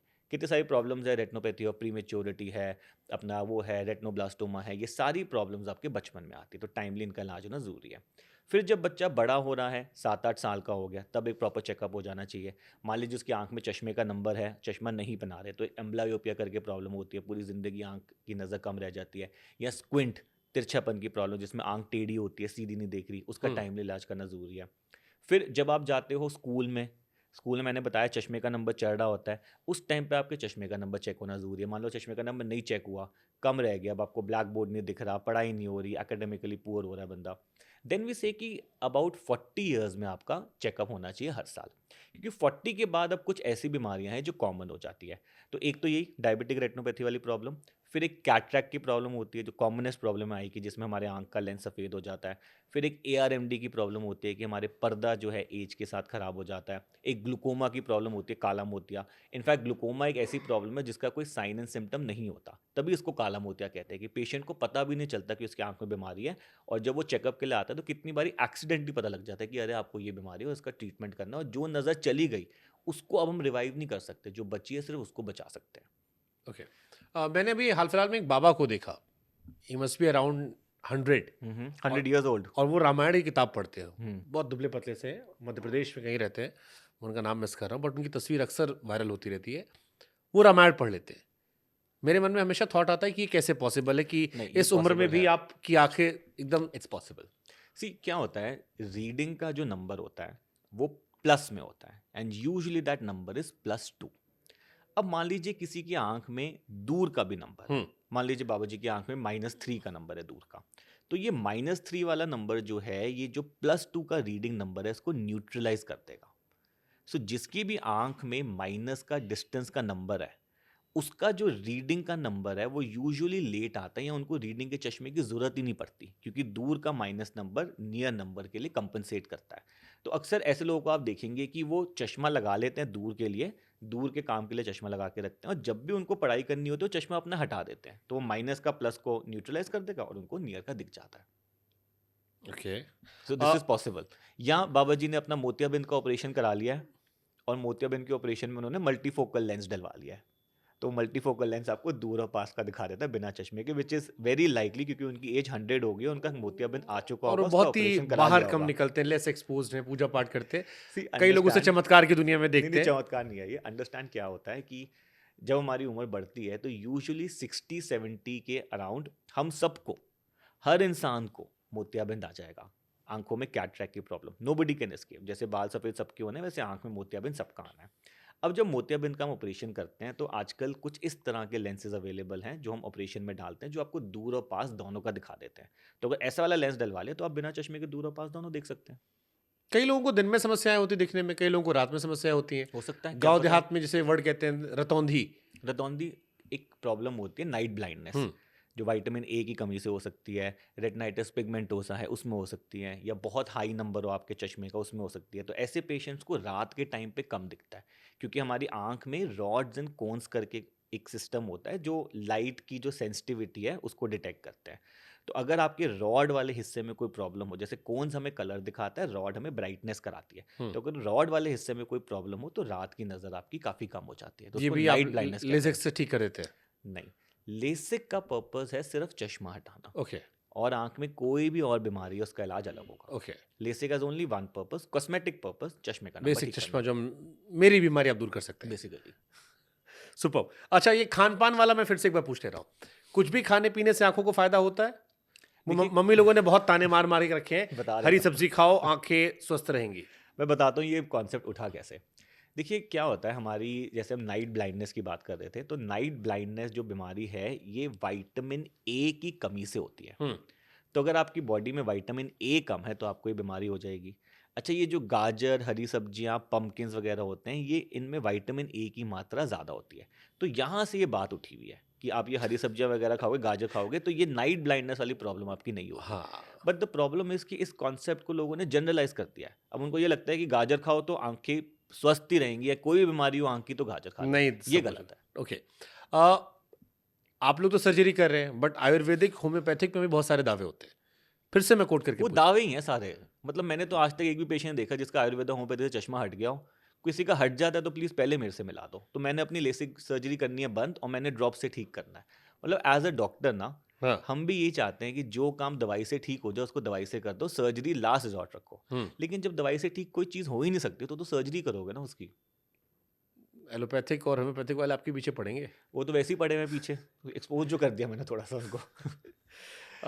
and look at it that already the fact that Patanjali had to apologize, giving a front page or maybe जो भी न्यूज़पेपर में ऐड देके apologize कोविड करा। वाले को लेकर किया था उन्होंने। हाँ, so that is one myth which was busted। ऐसी और बहुत सारी चीज़ें हैं जो अभी चल रही हैं, मिसलीडिंग चीज़ें, but nobody has come forward to bust it। But उन्होंने चश्मों को लेकर तो उन्होंने भी दावा किया कि हमने बहुत सारे लोगों के चश्मे हटा दिए। Well, मैंने तो आज तक नहीं वो देखा, अपने मेरे को दिखा बालों दो। को लेकर खुद कहते हैं कि देखिए मेरे बाल काले आज भी हैं। Well, बालों के बारे में तो मैं कमेंट कर नहीं सकता, I am not a dermatologist. But same जैसे आपने कहा कि एक उम्र के बाद आंखों में चश्मा लगता है, ऐसे ही हेयर का डॉक्टर कहता है काले हो तो सफेद हो आते हैं बाल, एक नेचुरल प्रोसीजर है। उसमें भी उनका दावा था, आंखों को लेकर भी उन्होंने दावा किया। और बहुत सारे होम्योपैथिक और आयुर्वेदिक डॉक्टर मुझे मिले हैं जो ये कहते हैं कि हमने अपने पेशेंट्स की आंखें ठीक कर दी हैं, चश्मा नहीं लगा है अगर आपने बेसिक चीजें फॉलो की है। Well, I am yet to see कि कोई ऐसे ठीक हुआ हो, because scientifically this is not possible. Okay, ठीक है। कई सारे बच्चों में आंखों में इश्यू हो जाता है जबकि उनके मॉम डैड को चश्मा नहीं लगा हुआ है, वो जेनेटिक नहीं है, बट बहुत अर्ली स्टेज में उनको चश्मा लग गया और बहुत हैवी चश्मा लग गया। लग गया, इन्वायरमेंटल फैक्टर्स है ना, excessive screen use, reduced sunlight exposure, excessive near work, ये सब चीज़ें भी तो आ जाती हैं फैक्टर में। नहीं, बट जैसे हम और आप जिस उम्र में हमने पढ़ाई, क्योंकि हमारे आसपास भी थे, छोटे शहरों में भी थे, बहुत सारे बच्चे मेरी क्लास में से मैं थे। समझ गया आप क्या कह रहे हो। हाँ, सी, अभी जो हमारी जनरेशन में ट्रेंड था और जो अब की जनरेशन में ट्रेंड है वो काफ़ी चेंज हो गया है। So if you look at हमारा जो क्लास होता था, मतलब 50 लोगों की क्लास है तो 5-10 लोगों को चश्मा होता था। नाउ यू सी 50 लोगों की क्लास है तो ऑलमोस्ट 25-30 लोगों को चश्मे का नंबर है, और ये बढ़ते जा रहा है। तो ये सारा एट्रीब्यूट हुआ है एक्सेसिव स्क्रीन यूज़ की वजह से। तो screen is one of the major reason जिससे हमारी आंख में चश्मा चढ़ रहा है, मेजर रीज़न। अगर स्क्रीन टाइम अपने बच्चों का आप लिमिट कर दो 2 से 3 घंटे, तो आप देखना ये प्रॉब्लम आधी तो वैसे ही खत्म हो जाएगी। ज़्यादा बाहर निकालो, ज़्यादा सनलाइट में निकालो, आउटडोर एक्टिविटीज़ प्रमोट करो, स्क्रीन टाइम करो बट लिमिटेड, 2 से 3 घंटे, ऐसे नहीं 12-12 घंटे चल रहा है। That is the main problem. सोने से फर्क पड़ता है? कम सोते हो तो भी आंखों पर असर आएगा? बहुत अनलाइकली, चश्मे के नंबर पे फर्क नहीं पड़ता। वैसे आप कम सोओगे तो आपकी आंखें थकी रहेंगी थोड़ी सी, बट चश्मे के नंबर से कोई क्योंकि लेना बाकी जिन डॉक्टर से मैंने बात की, चाहे वो हार्ट के हो, लिवर के हो, वो अक्सर एडवाइस करते हैं कि आप अगर सोते हैं तो आपकी 70-80% बीमारियां वैसे भी ठीक हो जाती हैं। See and sound specially they prefer कि आप रात को सोते हैं। नहीं, साउंड स्लीप लेना ज़रूरी है, बॉडी हील होती है, बट सेइंग कि कम सोने से चश्मे का नंबर चढ़ेगा, that is factually incorrect. Colour blindness क्या होती है, कैसे आती है और कैसे ठीक होती है? कलर ब्लाइंडनेस का फ़िलहाल तो कोई इलाज नहीं है, एंड इसको हम डायग्नोस कर सकते हैं, 2-3 तरह की टेस्टिंग होती है, but there is no treatment for colour blindness. कैसे होती है, क्यों होती है? बहुत सारे रीजंस हैं, मेनली जेनेटिक मानते हैं इसको, जन्मजात। मेनली। अच्छा, अब क्योंकि टेक्नोलॉजी काफ़ी बढ़ रही है, हाइपोथेटिकली मेरे मन में सवाल आया, जैसे कलर ब्लाइंडनेस का सवाल आ गया, या कोई व्यक्ति जन्मजात अंधा है, क्या टेक्नोलॉजी इस तरफ बढ़ रही है कि आने वाले समय में, बढ़ रही है। हाइपोथेटिकल क्वेश्चन ये है कि जो कभी नहीं देख पाया वो भी देख सकता है? सी, टेक्नोलॉजी एडवांस करती जा रही है, कितनी सारी ऐसी बीमारियां थी जिसको हम पहले ट्रीट नहीं कर सकते थे, अब हम ट्रीट कर पा रहे हैं। एंड अब जो नया इनोवेशंस आ रहे हैं, एक तो आ रही है जिसको हम कहते हैं बायोनिक आई। तो एक रोबोटिक आई है जिसमें एक कैमरा सामने होता है, एक चिप लग जाती है पीछे और उससे पेशेंट देख सकता है। एक अभी इलॉन मस्क के साइड से न्यूरा लिंक करके आया, आई एम श्योर सुना होगा आपने, जहाँ पे ब्रेन में चिप लग जाती है। तो ये दो टेक्नोलॉजीज है जिसमें हम काफ़ी मतलब एक्सपेक्टेशन है कि इससे हम जो ब्लाइंडिंग प्रॉब्लम्स थी तो वो पेशेंट अपना दोबारा शायद देख पाए। बट अगेन ये सारी टेक्नोलॉजी रिसर्च फेज में है, कब इन पे ट्रायल्स होंगे और कब कमर्शियली अवेलेबल होगी वी रियली डोंट नो। तो अभी 6-8 साल में तो ऐसी कोई रेवोल्यूशनरी चीज़ नहीं आने वाली। ठीक है, हम और आप दिल्ली एनसीआर में बैठे हैं। देश में अधिकतर बड़े शहरों में लोग चश्मे की प्रॉब्लम से परेशान होते हैं, जैसा कि आपने बताया। उसमें आपने रीज़न भी दिया कि एनवायरनमेंट बहुत मैटर करता है। अब वो आदमी जिसे चश्मा लगा है मेरे जैसा, या वो आदमी जिसे चश्मा नहीं लगा है लेकिन उसे रहना आप दिल्ली एनसीआर में, छोटे शहर से आ गया, वो अपनी आंखों को सुरक्षित रखने के लिए क्या करे? क्योंकि उसे ऑफिस जाना है, घर लौटना है, रास्ते में पॉल्यूशन होगा, गाड़ियां बहुत सारी चल रही हैं, दिल्ली में फॉग तो हम देखते हैं, क्या अभी आने दीजिए दिवाली, क्या माहौल बनेगा? नहीं देखिए, again I want to reiterate कि ऐसा कोई मेजर ध्यान नहीं रखना। बट अगर पोल्यूशन से आपको लगता है कि आपकी आंखें सेंसिटिव है तो आप एक प्रोटेक्शन वाला चश्मा तो ऑफ कोर्स पहन सकते हैं। तो जितना मिनिमल कॉन्टैक्ट होगा पोल्यूशन से उतनी आंखें प्रोटेक्टेड रहेंगी।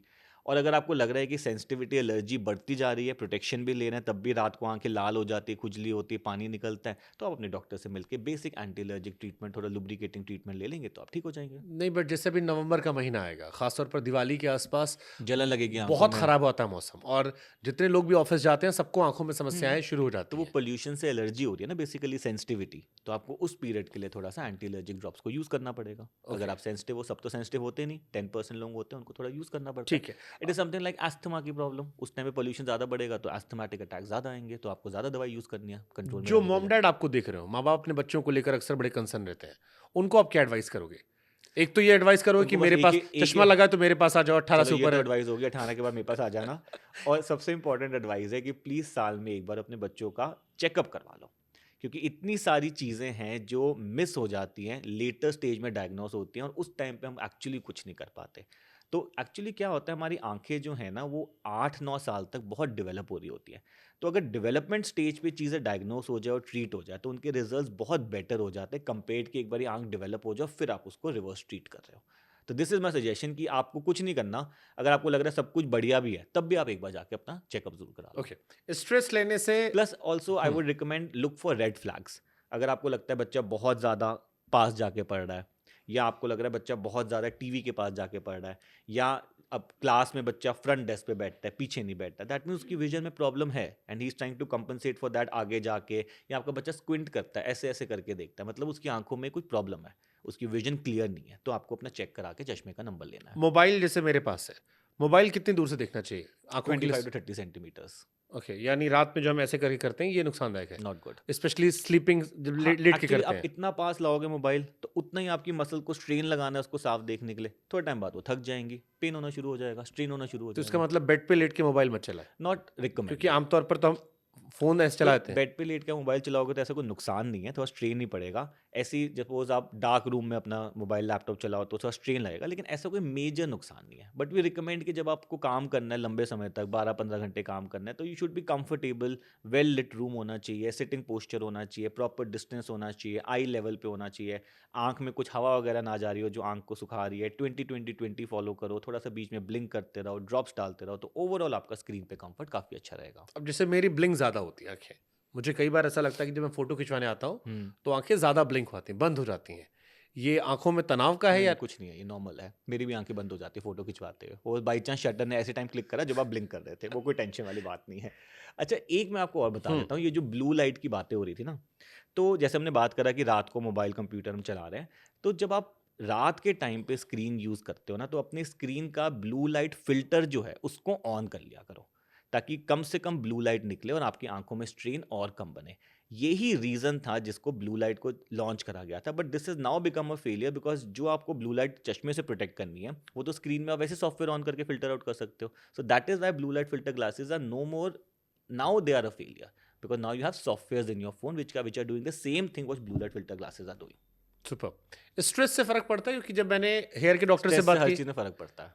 हाँ, सो स्ट्रेस लोगे तो आंख में कोई बीमारियां आ सकती हैं, बट ऐसा इफ यू आस्क मी कि स्ट्रेस और ये बीमारी, ऐसा कोई लिंक नहीं है। नहीं, बट जैसे स्ट्रेस से आपके बाल झड़ने लग जाते स्ट्रेस हैं, से आपको हाइपरटेंशन, डायबिटीज आती है, बहुत सारी बीमारियां होती हैं आपका, हर स्ट्रेस से चीज। आपको डायबिटीज होगा, हाइपरटेंशन होगा, हाँ। उसका इफेक्ट आपकी आंखों में आएगा। सो अल्टीमेटली बॉडी है तो एक होलिस्टिक सिस्टम हाँ, है। बट शहरों में तो हर आदमी स्ट्रेस में है, कोई बॉस के स्ट्रेस में है, कोई गर्लफ्रेंड के स्ट्रेस में है, कोई किसी स्ट्रेस में है, किसी की तनख्वाह नहीं बढ़ रही। तभी तो शहरों में आंखों की प्रॉब्लम ज्यादा भी, आपने तो बोला क्यों ज्यादा है, ये तो रीजन है ज्यादा है। तो इसका ख्याल कैसे रखें? फिर अगेन आपने तो कह दिया कि ख्याल मत रखो, ये सबसे अच्छा ख्याल रखने का तरीका है, बट कई चीजें ऐसी जो अनअवॉइडेबल है, जैसे इसमें कि स्ट्रेस है। स्ट्रेस फ्री लाइफ जियो, फिर कैसे स्ट्रेस फ्री लाइफ जियोगे जो हम जानबूझ के अपनी लाइफ में स्ट्रेस ले लेते हैं। तो इसका कोई समाधान नहीं है। मतलब कुछ आपने कहा कुछ मत करो, बट क्या वाकई में कुछ मत करो या थोड़ी बहुत चीजें कुछ कर सकते हो? क्या करना चाहते हो? मैं आपसे समझना चाहता हूँ। कुछ नहीं करना आंखों के लिए। आंखें आपकी हेल्दी हैं, कोई प्रॉब्लम हो तो डॉक्टर से मिल लो। ये जुगाड़बाजी नहीं करनी। मतलब माय एम्फेसिस इज कि ये जो होता है ना, जो ये रोज सुबह उठ के लोग शहद डाल लेते हैं, गुलाब जल डाल लेते हैं, या कुछ लोगों की आदत होती है भाई रात को सोने से पहले आंखों को छपके मार के धोना है, सुबह उठ के छपके मार के धोना है, या बच्चों की आंख में ये लोग काजल लगा देते हैं। ये सब नहीं करना, इसका कोई रोल नहीं है। आपकी आंखें हेल्दी हैं, नॉर्मल है, कोई प्रॉब्लम है तो आप प्रॉपर दवाई डालो, जुगाड़बाजी से दूर रहो। योगा योगा से फायदा होता है कुछ? नहीं, योगा देखो, योगा इन द जैसे आप मेडिटेशन करते हो, ये मैं बताता हूँ। Yoga is a form of exercise only. तो अक्सर when you look at all these things on social media, तो वहाँ पे आप देखोगे ये लोग बोलते हैं भाई आंखों को ऐसे दबाओ, ऐसे ऐसे ऐसे ऐसे देखो, हाँ। ऐसे ऐसे करो, मसाज करो, यूँ करो। ये बेकार चीज़ है, इनसे कोई फ़ायदा नहीं होने वाला। ठीक है, कभी कभार जब हमारी आंखों की मसल्स वीक होती हैं, तो जैसे मैंने बताया मसल्स को मुड़ के रीडिंग करना है, अगर वो वीक होंगी तो आपको स्ट्रेन होगा। तो अगर आपका रीडिंग करते हुए मोबाइल कंप्यूटर पे काम करते हुए आंखों में स्ट्रेन बन रहा है, दर्द बन रहा है, तो आपकी मसल्स वीक हैं, और हम आपको कुछ स्पेसिफिक तरह की एक्सरसाइजेज देंगे जो इन्हीं मसल्स को स्ट्रेंथन करेगी, जिससे ज़्यादा समय तक आप कंप्यूटर बैठ पाओगे। लेकिन ये सब जो हो रहा है ना, ये सब मल लो, हाथ कर लो, गर्म कर लो, इधर उधर देख लो, 8 फिगर बना लो, ये यूजलेस है, इनका कोई फायदा नहीं है। ओके। सिगरेट, शराब दोनों नुकसान करेगी आंखों को, बहुत सारी बीमारियां कर देती है, सारी बीमारियां जल्दी ले आती हैं।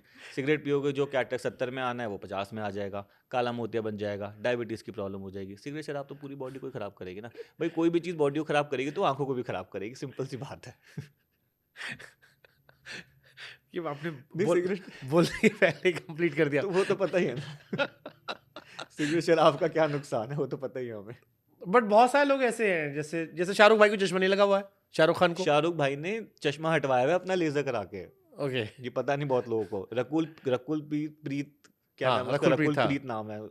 उसने अपनी आंखों में ICL कराया हुआ है, जो मैंने बताया ना लेंस डाल के चश्मा हटाते हैं, रकुल प्रीत ने ICL से हटाया हुआ है।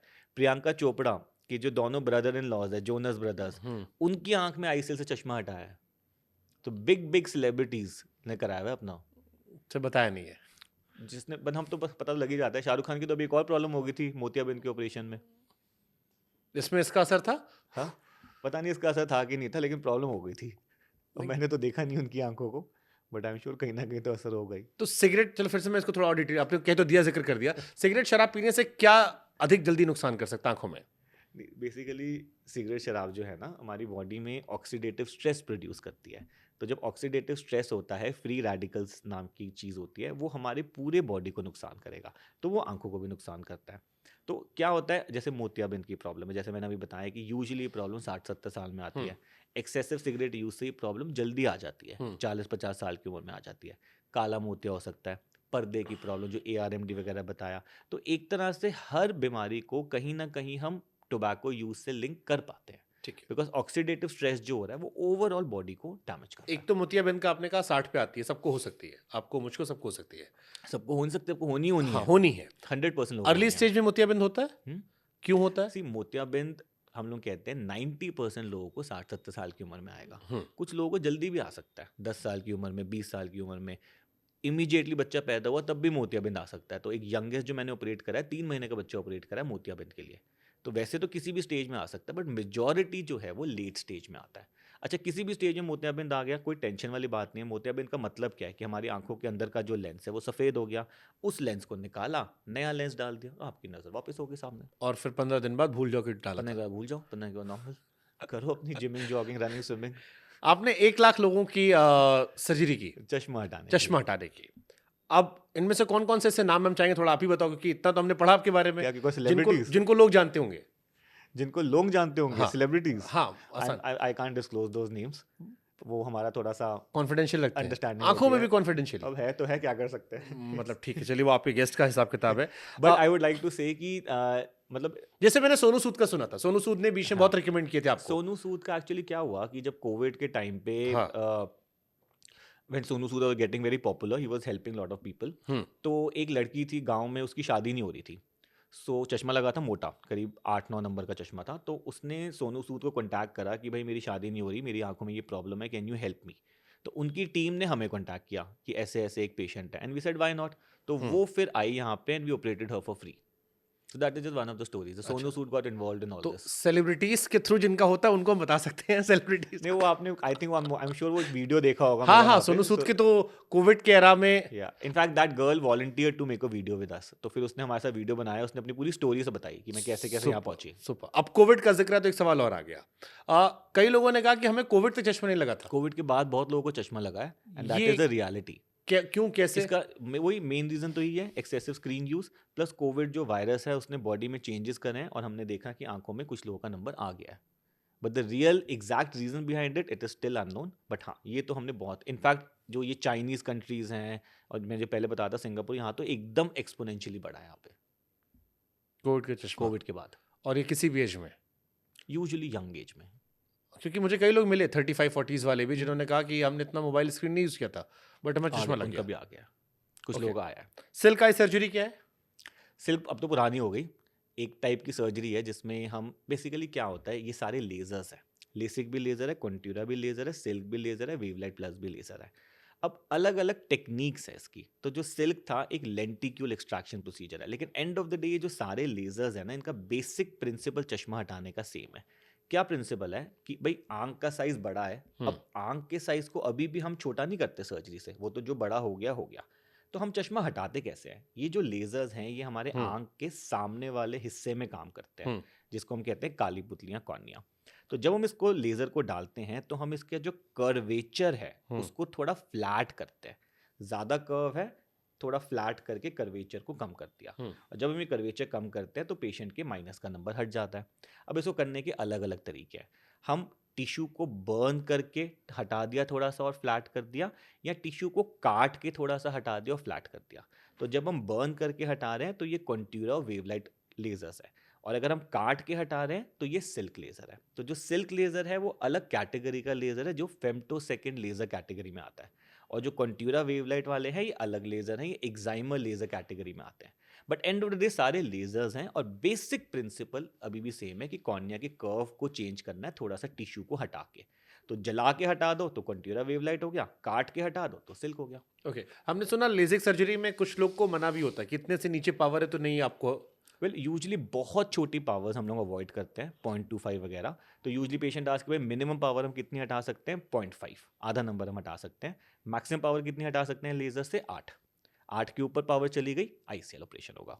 ओके, हमने गांवों में अक्सर देखा लोग सूरमा लगाते हैं, काजल लगाते हैं, मम्मी लोग तो बड़ा एकदम, बच्चों की आंख में स्पेशली। हाँ, उससे आंखों पर कोई नेगेटिव फर्क इसको पड़ता है? लगाना क्यों है पहले तो मेरे को ये समझ नहीं आता। उन्हें लगता है लाल हमारा सुंदर लगेगा, देखो सुंदरता के लिए लगा रहे हो, वैसे जो आंख में सत्यानाश बुरी हो जाएगा। नजर, बुरी नजर से बचा रही होंगी शायद। देखो अगर बच्चे को बुरी नजर से बचाना है ना तो हाँ। सुरमा यहाँ की जगह यहाँ लगा लो, हाँ, आंख में मत लगाओ। देखो सबसे बड़ी प्रॉब्लम है कि एक तो इन सुरमा में अक्सर एक लेड करके चीज़ होती है, पॉइजनस होता है वो, तो वो आपकी बॉडी में अब्जॉर्ब हो रहा है। फिर क्या प्रॉब्लम होती है, जो सूरमा लगाते हैं ना ये बच्चे शेयर कर लेते हैं, एक ही स्टिक ली, उसको लगा दिया, उसको लगा दिया, उसको लगा दिया, तो उससे आंख में एक ट्रेकोमा करके प्रॉब्लम हो जाती है। फिर अल्टीमेटली सूरमा में कुछ पार्टिकल्स होते हैं, बच्चों की आंखें अभी सेंसिटिव है, बार बार उन पार्टिकल का एक्सपोजर होता है, बच्चों की आंखों में लाली पानी निकलना शुरू हो जाता है, और अगर ये क्रॉनिक हो जाता है तो आपकी आंखों की एलर्जी भी क्रॉनिक हो जाती है, बहुत सारी तरह की प्रॉब्लम्स हो जाती है। तो सूरमा एक्चुअली बच्चों की आंखों में लगाने का कोई रोल नहीं है, ना इससे आपकी नज़र बढ़ती है, ना इससे आंख में कोई फायदा है। और अगर एक्चुअली आपको नज़र से ही बचाना है तो कहीं और लगा लो, इधर उधर लगा लो, बच्चों को सुंदरता छोड़ दो तो ये आपने पूछा नहीं जिनका आपने सर्जरी की उनकी मम्मी लोगों से कि क्यों लगाते थे आप? वो कह रहे मेरा बच्चा सुंदर लगता है, मेरे बच्चे नज़र में, को सुंदरता छोड़ दो, आप नज़र से बचाना यहाँ लगा लो, लेकिन इस सुंदर बनाने के चक्कर में आंखों को तो मत खराब करो। कितने सारे पेशेंट हमारे पास आते हैं कंटिन्यू सूरमा लगा लगा के, क्रॉनिक एलर्जीज हो गई, फिर वो एलर्जी ठीक ही नहीं होती, उनको लंबे समय तक दवाइयाँ चलानी पड़ती है। Okay. So avoid all this. Contact lens कितने सेफ होते हैं? कॉन्टैक्ट लेंस दिन में एक बार पहन लो तो चलो ठीक है, काम चल जाएगा, लेकिन जो रोज़ रोज़ पहन रहे हो ना कॉन्टैक्ट लेंस, उससे आंखों का सत्यानाश हो जाएगा। प्रॉब्लम क्या है, हमारा कॉन्टैक्ट लेंस जो है ना, ये आंखों के सामने के हिस्से पे लगाते हैं, उसको हम लोग कहते हैं कॉर्निया। तो आपने एक पतला सा पीस उसके ऊपर चिपका लिया। अब ये जो कॉर्निया है ना, ये सांस जो लेता है हवा से लेता है। हमारे कॉर्निया में खून की नाड़ियाँ नहीं है, पूरे बॉडी में खून की नाड़ियाँ हैं, तो पूरी बॉडी जो सांस लेती है वो खून उनकी नाड़ियों में जा रहा है, उस ऑर्गन तक जा रहा है और वो सांस ले रहे हैं। जो हमारा कॉर्निया है इसमें कोई ब्लड वेसल नहीं है, तो कॉर्निया जो है हवा से डिफ्यूज़ करती है ऑक्सीजन। अब आपने ऊपर एक लेंस लगा दिया, अब जितना मर्जी उसको बोल लो आप ऑक्सीजन परमिएबल है, कुछ लेवल की ऑक्सीजन तो डिप्लीट होती है। जब आपकी आंख में ऑक्सीजन कम हो जाती है तो आपकी आंखों में कुछ कुछ तरह की प्रॉब्लम बननी शुरू हो जाती है, इरिटेशन, रेडनेस, वाटरिंग। अच्छा, एक बहुत बड़ी प्रॉब्लम है कॉन्टैक्ट लेंस के साथ कि अगर आपने इसकी प्रॉपर हाइजीन मेंटेन नहीं करी, ठीक से साफ नहीं करा और आपने अपनी आंख पे लगा लिया और आपका आई ऑलरेडी कॉम्प्रोमाइज्ड है, हाइपोक्सिया और ऑक्सीजन जा नहीं रही, तो ये बहुत जल्दी इन्फेक्शन पकड़ लेती है आंख। तो अक्सर हम पेशेंट्स को देखते हैं कितना कॉमनली कि लोगों ने कॉन्टैक्ट लेंस लगाया और उनकी आंख में अल्सर जैसी इन्फेक्शंस होगी, बहुत ड्रेडेड इन्फेक्शंस होती हैं, उसको ठीक करने में बहुत टाइम लगता है और अक्सर वो नज़र ख़राब कर जाती है। तो आपने देखा था अभी एक एक्ट्रेस थी, क्या नाम था उसका, जसलीन था या क्या था, वेरी फेमस एक्ट्रेस, उसने कॉन्टैक्ट लेंस लगाया था और उसकी आंख में अल्सर हो आंखों गया में था, दिखने में इश्यूज हो गए थे, बहुत बहुत मेजर इशू हो गया था, फिर पट्टी वट्टी करके उसको ठीक बिग करा बॉस था। गई थी वो। हाँ, so actually contact lenses are not recommended. I tell all my patients कि यहाँ चश्मा पहन लो या इसको लेजर से हटवा लो। बट जैसे हमारी Avoid टीवी contact इंडस्ट्री है, जो lenses. वर्किंग प्रोफेशनल्स हैं, हम और देखते हैं वो किसी को- रोज कॉन्टैक्ट लेंस ऑफिस आती हैं, लगाती हैं, it is not a good female में specially. It's not a good habit. And you would, if you ask them, अगर वो स्टार्टिंग में लगा रहे हैं तो चलो कंफर्टेबल है, लॉन्ग टर्म अगर लगा रहे हैं ना तो उनसे कभी आप पूछना, वो खुद ही बताएंगे कि हाँ कितनी इरिटेशन होती है, जलन होती है, ड्राइनेस होती है, खुजली होती रहती है, लाली होती रहती है। स्टिल आई टेल एवरीबडी कि चलो कभी आपने पहनना भी है, जैसे मान लो किसी फंक्शन में जाना है तो लोगों को बड़ा शौक होता है कलर्ड कॉन्टैक्ट लेंस पहनने का, हाँ, नीली आंखें दिखी। नीली, पीली, हरी, जो मर्जी आंखें बना लो, तो ठीक है आप उसको सुबह पहन लो, रात को उतार के उसको फेंक दो। Use daily disposable. वो मंथली वाले जो होते हैं ना जिनको रोज साफ कर करके लगाना है, those are very bad. Okay, क्या कोई तरीका है जिससे आंखों की पुतली का रंग चेंज जाए? चेंज कर सकते नीली हैं but पीली। कर सकते हैं, एक आयरिस इम्प्लांट्स होते हैं हाँ, and but it is not recommended क्यों? बिकॉज उसके कुछ साइड इफेक्ट्स होते हैं, क्योंकि वो वहाँ पे डलता है जहाँ पे आपकी आंखों का ड्रेनेज सिस्टम होता है, तो कभी कभी ड्रेनेज को ब्लॉक करके आंखों में काला मोतिया, ग्लूकोमा बना देता है। सो नॉट रिकमेंडेड नहीं है, इसलिए बहुत पॉपुलर नहीं है। तो आपने सुना नहीं होगा कि लोग अपनी आंखों का कलर बहुत चेंज करा रहे हैं। सो आंखों के लिए यूजुअली चेंज करने के लिए colour, usually people are wearing contact lenses, comparatively उससे तो ज़्यादा ही सेफ है। अच्छा, implant आंखों से। की पुतली में मैंने अभी एक फॉरेन लड़की की एक रील देख रहा था मैं, बड़ी वियर्ड सी उसकी आंखें की पुतली कलर था, वो थोड़ा स्नेक की तरह उसका आंखें दिख रही थी मुझे। नहीं, वो तो आप टैटू करा लो। नहीं, उसने दिखाया कि उसके बचपन की फोटोज भी वैसी थी। नहीं, फिर तो वो उसकी प्यूपल का शेप वैसे ही खराब है, वो तो बस उसको थोड़ा सा दिखा दिखा के लोगों को इम्प्रेस कर रही है। देखिए, ज़रूरी नहीं है कि हमारी आंखों का जो प्यूपल है वो गोल हो, हाँ कुछ लोगों के टेढ़े मेढ़े भी होते हैं। हाँ, तो अगर टेढ़े, कुछ लोगों का हार्ट शेप्ड हो जाता है, कुछ लोगों का ऐसे मल्टीपल, तो वो अच्छा नहीं है वो मतलब नॉर्मल नहीं है, अब नॉर्मल है। हाँ। अब वो अब नॉर्मल में थोड़ी सी ब्यूटिफिक आर्टिस्टिकली अब नॉर्मल हो गया, तो उसने थोड़ा शो ऑफ कर लिया इंस्टाग्राम में, बट एक्चुअली गोल ही होता है प्यूपल सब मेजॉरिटी लोगों का। सबसे स्ट्रेंजेस्ट कंडीशन क्या रही है किसी पेशेंट में जो आपने ट्रीट की है? सबसे स्ट्रेंजर कंडीशन जब मैंने -30 का चश्मा हटाया था किसी का, -30? एंड बहुत डिफिकल्ट होता है किसी की आंख में -30 का नंबर हो, that person is virtually blind, और चश्मे के साथ भी ना उनको कंफर्ट नहीं मिलता, क्योंकि चलो पतला आप लेंस पहन लो, इट इज स्टिल कंफर्टेबल, मोटा लेंस पहनते हैं ना तो उसके अपने प्रॉब्लम्स है, मिनिफिकेशन इफेक्ट होता है, जैक इन बॉक्स फिनोमेना होता है। तो जब उसका चश्मा हटाना, तो एक्चुअली उसकी लाइफ में एक यू टर्न आ गया, एक पर्सनैलिटी चेंज हो जाती है। So she started living like a normal person. So जब उसको हमने पहली बार देखा था कि she is living with -30, even we were in shock कि मतलब कैसे लाइफ जी पा रही है, इतने साल तक कैसे निकाल लिया। ओके, सबसे कॉमन गलती क्या होती है आंखों को लेकर जो लोग करते हैं, जिसकी वजह से लोग आपके पास पहुंचते हैं? वो सारे पेशेंट्स लेट स्टेज में आते हैं, जब ऑलरेडी आंख खराब हो चुकी होती है, बातें हाथ से निकल चुकी होती हैं, पहले सारे एक्सपेरिमेंटेशंस कर लेते हैं, सेल्फ मेडिकेट कर लेते हैं, दोस्तों से पूछ लेते हैं, आयुर्वेदिक, होम्योपैथी सब कुछ कर लेते हैं, और जब कुछ काम नहीं करता तब आता है, तब तो बीमारी इतनी बढ़ चुकी होती है कि उसको कंट्रोल करने में हालत ख़राब हो जाती है। सो जैसी प्रॉब्लम हो ना, मतलब इमीडिएटली जाओ डॉक्टर के पास, ये डिले नहीं करना चाहिए। एंड इनफैक्ट मैं इतनी बढ़िया चीज़ बताऊँ आपको, हमारी कंट्री में तो सिस्टम ही बहुत अच्छा है। मतलब अगर हमारी आंखों में प्रॉब्लम है तो आप अपनी आंखों के डॉक्टर से जाके मिल सकते हो। आज प्रॉब्लम हुई, कल मिल सकते हो। अगर आप बाकी कंट्रीज देखो ना, अमेरिका, यूरोप, ऑस्ट्रेलिया, कनाडा वगैरह, आंख में अगर आपकी प्रॉब्लम है तो आप आंखों के डॉक्टर से नहीं मिल सकते। पहले आपको किसी जनरल डॉक्टर को दिखाना होगा। वो जनरल डॉक्टर आपको देखेगा, अगर उसको लगता है कि आपको आंखों के डॉक्टर के पास जाना है तो वो आपको आंखों के डॉक्टर के पास रेफर करेगा। उसके लिए आपको 15-20 दिन, महीना वेट करना पड़ेगा। फिर वो आंखों के डॉक्टर अगर आपको देखता है, आपको उसको लगता है कि आंखों के सुपर स्पेशलिस्ट की ज़रूरत है, सपोज पर्दे के डॉक्टर को दिखाना है, फिर वो और रेफर करेगा आपको, फिर 1 महीना वेट करो, उसके पास जाओ। तो हमारा सिस्टम तो बहुत कन्वीनियंट है, इतने कन्वीनियंस के साथ भी लोग नहीं आते चेक कराने। ट्रेंड नहीं शायद, हम्म खुद ये जो चल रहा है ना सोशल मीडिया, इसने हालत काम खराब किया हुआ है।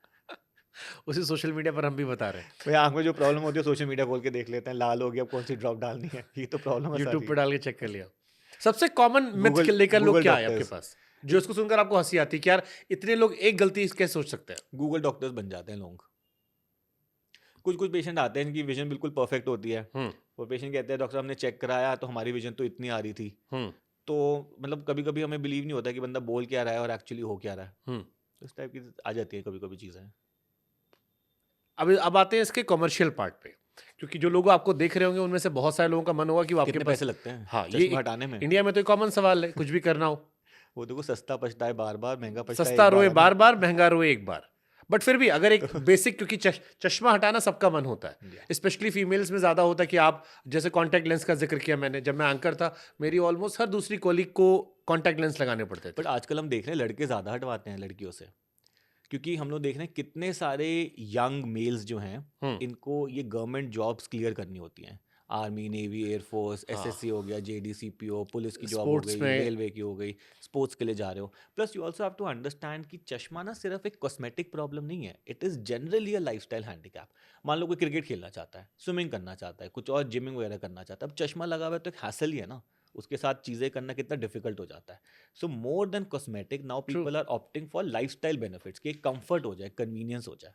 ट्रू, मुझे बाहर खुद पॉडकास्ट के अंदर में एक एक्स्ट्रा बैग में रखना पड़ता है और क्या, कि खुदा ना खास्ता कहीं एक अगर टूट ये गया तब गलती ढूंढते से रहो। चला गया। और आपका तो वान है ना, तो मान लो आपका टूट गया, आप तो चलो फिर भी हाँ, घर मुझे चले मतलब जाओगे। दिखाई पड़ता, आई कैन रीड, नॉर्मल हो जाएगा। मान लो किसी का नंबर 4-5 से ऊपर है, उसका चश्मा टूट गया, वो तो घर भी नहीं जा सकता, इतना हैंडीकैप हो जाता है। Like whenever I go to Vrindavan, वहां पर तो बंदर खींच लेते हैं, बंदर खींच लेते हैं, फिर उनको केले दो, तो फ्रूटी दो। आपको पहले से एडवाइस किया आता है कि आपको चश्मे ये मेरी एक स्टोरी है पेशेंट की, वो मेरे पास आया वृंदावन से, मैंने कहा क्यों हटवाना चाहते हो? कहे सर वैसे मुझे कोई प्रॉब्लम नहीं है, लेकिन जब भी मैं जाता हूँ बंदर खींच के ले जाता है, अब कितने नए चश्मे बनवाऊँ? तो मैंने कहा हटवा लेता हूँ। मैंने कहा चल कोई नहीं, हटा देते हैं। सो वी गेट टू ये तो मेरे साथ था, बिकॉज मैं वृंदावन गया, उन्होंने निकाल दिया। हाँ, अब ये हुआ कि हर रिक्शा वाला की राधे राधे जेब में रखिए। मैंने कहा ठीक है, अब आपको बाकी, आप नॉर्मल साइड से आपको थोड़ा अनकंफर्टेबल तो होता है। सो मुझे लगा यार जो लोग यहाँ रहते होंगे इनके लिए तो मस्त है डॉक्टर राहिल के पास जाना। एक मेरे पास हनीमून, एक कपल आया, अभी अभी हनीमून करके आया, हनीमून पे वो स्काई डाइव करने गए। तो स्काई डाइव करा तो उनको कुछ दिखा ही नहीं नीचे, तो उनका इतना एक्सपीरियंस खराब हो गया कि वो वापस आए दोनों। वो कहते हैं कि भाई हमारा चश्मा हटाओ क्योंकि हम स्काई डाइव नहीं कर पाए। फिर चश्मा हटाने के बाद वो सेकंड हनीमून पे गए, फिर वो स्काई डाइव करके आए। They shared the story with me. This was an experience. India में आई एक्सपर्ट कम है, बहुत कम है क्यों? Actually. We are just 27,000 doctors, और जो रिक्वायरमेंट है that is 1.5 lakh.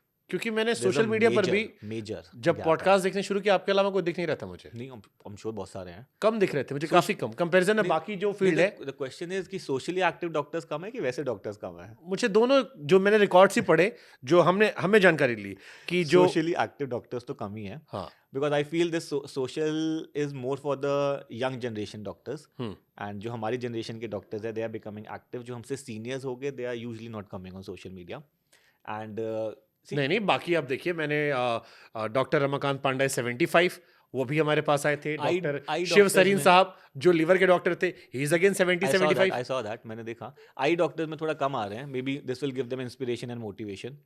But your question कि हम क्या जनरली हमारे इंडिया में आई डॉक्टर्स की कमी है? हाँ। मेजर कमी है। तो क्या ये भी एक फैक्टर हो सकता है कि लोग कम जाके दिखा रहे हैं, जागरूकता कमी है इस वजह से भी? एक्चुअली ना बहुत वो है, एक गैप है अर्बन और रूरल में। तो एक्चुअली सारे स्पेशलिस्ट और मेजॉरिटी डॉक्टर्स जो हैं वो अर्बन एरियाज में बैठे हैं जहाँ पे फैसिलिटीज़ अवेलेबल है। And as you go to the rural parts, गाँव में जाते हो तो वहाँ पे सडन ड्रॉप हो जाता है मेडिकल फैसिलिटीज़ का। तो दिस इज़ द रीज़न कि हमारा जो कंट्री है, it is the blind capital of the world पूरे दुनिया में सबसे ज़्यादा ब्लाइंडनेस के शिकार मरीज हमारे देश में है, और उसमें भी जो रीज़न है दैट इज़ कैटरैक्ट, सफ़ेद मोतियाबिंद। और सफ़ेद मोतियाबिंद का इलाज तो 10 मिनट के ऑपरेशन से हो जाता है, फिर भी हमारा बर्डन बढ़ गया है। And the only reason for that is कि हमारे देश में डॉक्टर्स भी कम है, फैसिलिटीज़ भी कम है। तो यूजुअली छोटे छोटे ऑपरेशन कराने के लिए भी एक इंसान को गांव से ट्रैवल करके शहरों में आना पड़ता है सुपर स्पेशलिटी ट्रीटमेंट्स लेने। बेसिक फैसिलिटीज़ भी नहीं है। In fact you will be shock to know कि एक स्टडी में आया था कि 70% लोग जो रूरल एरिया में रह रहे हैं उनको एक बेसिक चश्मों का भी एक्सेस नहीं है, चश्मा भी नहीं ले पाते वो, तो ट्रीटमेंट तो क्या ही कराएंगे। नहीं, बट अब तो जितने स्पेक्स वाले वो सब खुद डॉक्टर बन गए हैं। नहीं, ऐसे बोलने को तो कोई भी बोल दे, बन हाँ, जाए। मतलब जैसे आप मेडिकल की शॉप पे आते हो तो वो केमिस्ट तो जो है सारे वो डॉक्टर होता है। केमिस्ट भी डॉक्टर है, ऑप्टोमेट्रिस्ट भी डॉक्टर है, हर बंदा तो डॉक्टर है। ऐसे ही स्पेक्स की शॉप YouTube पे इतने आप सारे स्पेक्स doctors लगवाने हैं। जाओ, अब तो पूरे डॉक्टर वही हो गए हैं, चेकअप भी वही कर दे रहे हैं, आपको ड्रॉप भी वही दे दे रहे वी हैं। Are talking about urban areas. Rural में जाओगे ना, ये फैसिलिटीज भी नहीं है, चश्मे की दुकान ही नहीं है वहाँ पे। क्या ये भी एक रीजन हो सकता है गांव में लोग चश्मे, जो हम बात कर रहे थे कि शहरों में ज्यादा दिख रहे हैं, क्योंकि गांव में आप जनरल डॉक्टर के पास जा रहे हो, वो आपको बेसिक एक दवाई दे दे रहा है या कह रहा है बाबा जी वाला आंख में लगा लो, इसी से काम चल जा रहा है। ज़्यादातर तो लोग इस झांसे में आ जाते हैं ना। अब उनको डॉक्टर की फैसिलिटी तो मिल नहीं रही, प्रोफेशनल ओपिनियन तो मिल नहीं रही, अब वो क्या करेंगे? सोशल मीडिया पे देखेंगे, दो फ्रेंड से बात करेंगे, टीवी पे देखेंगे, जो उनको समझ आएगा वो करेंगे। So it is happening by default, okay they are actually not at fault. Awareness की बहुत कमी है। ओके। डॉक्टर राहिल से कैसे लोग जुड़े? मेरे सोशल मीडिया से I have a YouTube channel with about 2 million followers now. So you can connect with me there. Plus कोई हॉस्पिटल में आना है तो of course we have our numbers and everything. I7 करके हॉस्पिटल है, you can contact us. Okay. आंखों को लेकर जाते आते कुछ आप बताना चाहेंगे? आंखों का दान जरूर कर देना जब मर जाओगे। देखो, मरने के बाद इस बॉडी का क्या करना है, या तो जला देना है या दफना देना है। तो अगर आप अपनी आंखों का दान कर दोगे तो उससे 2 लोग दोबारा देख पाएंगे। और हमारे देश में कितने लाखों लाखों लोग हैं जो वेट कर रहे हैं कि कोई अपनी आंखों का दान कर दे, उनको दोबारा रोशनी मिल जाए। लेकिन हमारे देश में डोनेशन का कॉन्सेप्ट बहुत ही कम है। जैसे आप श्रीलंका में देखो ना, वहाँ पे ऑलमोस्ट 90% पीपल डोनेट करते हैं अपने ऑर्गन्स, आंखों को। इंडिया में कोई करता ही नहीं है। तो इतना ज़्यादा डिमांड सप्लाई का गैप है कि कितने सारे लोग अंधकार की ज़िंदगी जी रहे हैं और वो दोबारा देख सकते हैं अगर सिर्फ हम मरते मरते अपनी आंखों को दान करके चले जाएं। मरने के बाद होता है दान, जिंदा में नहीं होता। जब मर गए हो, बॉडी को जलाने वाला, उससे पहले आंखों का दान करना होता है, फिर भी नहीं करते। लगता है कि हमारी चीजें साथ में जाए। साथ में ले जाओ, आत्मा को शांति मिल जाएगी, या पता नहीं कोई वो हो जाएगा, अगले जन्म में अंधे नहीं पैदा होंगे। सुपरस्टिशियस बहुत है ना हमारे डेथ के कंट्री कितनी में। देर बाद तक आंखें जिंदा रहती हैं? 4 से 6 घंटे में निकालना होता है। Okay. और उसमें आपको कुछ मेजर नहीं करना, आपको सिर्फ एक आई बैंक को कॉल करना है। आई बैंक हर शहर में, बड़े बड़े हॉस्पिटल्स में, आपको उनको कॉल करो, आई बैंक वाली टीम आएगी, आंखों को निकाल के चली जाएगी। जब आंखों को निकालते हैं तो उससे शक्ल खराब नहीं होती, क्योंकि हम अपनी लिड्स को बंद कर देते हैं, उसमें एक टांका मार देते हैं, तो सामने से दिखने में बिल्कुल नॉर्मल लगता है इंसान, ऐसा लगता है नहीं कि किसने आंखों का दान करा है। बट फिर भी लोग नहीं करते, बिकॉज हमारी कंट्री में सुपरस्टिशियस बहुत है। सोचना वो है, आपने बहुत सोच अच्छा चेंज करनी बहुत पड़ेगी अच्छा थोड़ी। मैसेज ये दिया। मुझे लगता है कि ये एक सबसे स्ट्रांग मैसेज है जो I know this is really important. और इसी मैसेज को पॉपुलेट करने के लिए हम हर साल 15 दिन की एक्टिविटीज़ करते हैं आई डॉक्टर्स मिलके, जहाँ पे हम लोगों को अवेयर करते हैं कि इनका दान करना बहुत ज़रूरी है।